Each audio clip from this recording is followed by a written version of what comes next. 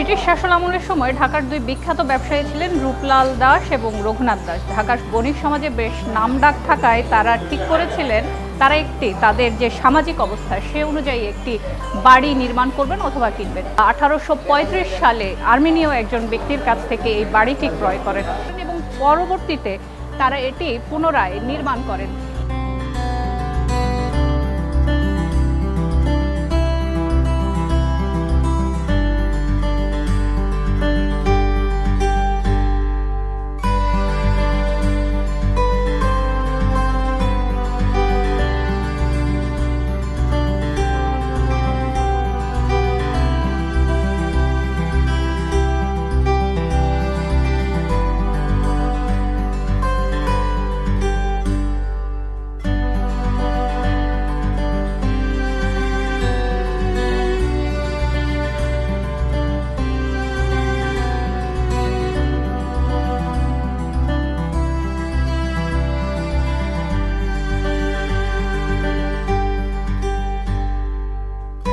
বলা হয়ে থাকে নদীর যে অংশটি রয়েছে রূপলাল ভবনের সেটির উপরেই ছিল একটি বড় ঘড়ি। 1897 খ্রিস্টাব্দে ভূমিকম্পে ভেঙে পড়ে। পরবর্তীতে ঘড়িটি আসলে কয়েকবার পুনর্নির্মাণ করার চিন্তা করলেও সেটি আসলে সম্ভব হয়নি।